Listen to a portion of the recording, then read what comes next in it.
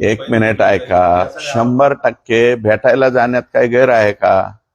मी भेटायला गेलो, मी डिनाय केलं नाही. तुम्ही टीव्ही वाल्यांनी कोणीतरी हे पर्पजली आहे, आम्हाला माहिती आहे कोण लीक करतं, कोण काय करतं. मग करू द्या ना लीक. मी रात्री बेत्रीचा थोडीच भेटायला गेलतो, दिवसा ढवळ्या भेटायला गेलतो, भेटून आलो. तर एक मित्र, कंबाईन मित्र म्हणला की तुम्ही भेटून आलं पाहिजे. मी 100% भेटून त्यांना आलो. पण भेटून आलो म्हणजे आता आज काय गप्प बसलोय का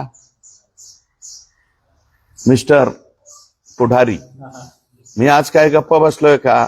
नाही, ठीक आहे, ते त्याच्याबद्दल मला काय बोलायचं नाही. ते असतील आजारी होते म्हणून तर मी भेटायला गेलतो. त्याचा धचा मा केला गेला, त्याचं उत्तर दिलंय मी. आता परत रिपीट काय बोलत नाही. काही दिवसापासून तुम्ही आक्रमकपणे आरोप केले धनंजय मुंडे यांच्यावर आणि ते आजारी असल्यामुळे तुम्ही त्यांना भेटायला देखील गेले. परंतु त्यावेळी नेमकी काय रिएक्शन होती त्यांची? एक मिनिट ऐका. 100% भेटायला जाण्यात काही गैर आहे का? मी भेटायला गेलो, मी डिनाय केलं नाही. तुम्ही टीव्ही वाल्यांनी कोणीतरी हे पर्पजली आहे, आम्हाला माहिती आहे कोण लीक करतं, कोण काय करतं. मग करू द्या ना लीक.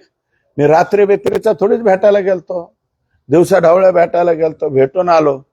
हे बघा, एखाद्याचं दुखत असेल आणि दुसऱ्या एक जणांनी सांगितलं की रात्री आचक्या उचक्या देण्यापर्यंत त्यांची परिस्थिती गेलती, दोन्ही डोळ्याचं ऑपरेशन झालं.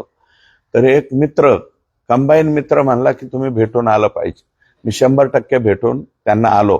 पण भेटून आलो म्हणजे आता आज काय गप्प बसलोय का मिस्टर पुढारी? मी आज काय गप्प बसलोय का?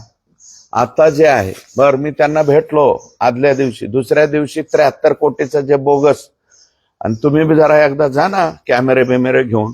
परळी मतदारसंघात रातचे दिवसा कामं चालू आहेत ना. आता जे 73 कोटीचे बोगस पैसे उचलले मी म्हणलो त्याचे कामं चालू आहेत, असे फोन येत आहेत परळी मतदारसंघात, बरं का, की कामं चालू झाली. काही लोक म्हणते जाऊ द्या बाबा, मागचे का व्हायना आता चालू झाली. आणि आत्ताचा जो रोष आणि रोख माझा आहे धनंजय मुंडे यांच्या बरोबर आहे, त्याच्यामुळं कोण काय बोलतं याला काय अर्थ उरतोय का, असं माझं मत आहे. म्हणाले 4.5 तास तुम्ही त्यांना भेटले. हे बघा, बावनकुळे साहेब आमचे प्रदेशाध्यक्ष आहेत, त्यांनी त्याच्यावरती खुलासा दिलेला आहे. मी सुद्धा खुलासा दिलेला आहे. 20 ते 30 मिनिटाची बैठक झालेली. बोलता बोलता माणसाकडून एखादी चूक होऊ शकते. माणूस हा चुकीचा पुतळा आहे. बावनकुळे साहेब सुद्धा माणूस आहेत ना. बोलता बोलता त्यांनी अर्धा तास म्हणायचे 4.5 तास म्हणले.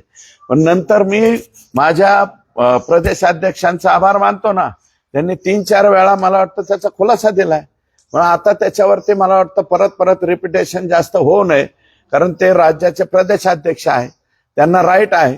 त्या राईट प्रमाणे त्यांनी बोलवण्याचा, कारण सरकार महायुतीचं असल्यामुळे.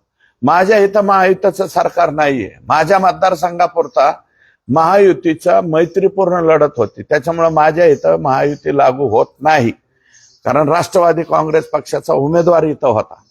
आणि आमच्या प्रदेशाध्यक्षांनी अतिशय व्यवस्थित खुलासा केलेला आहे.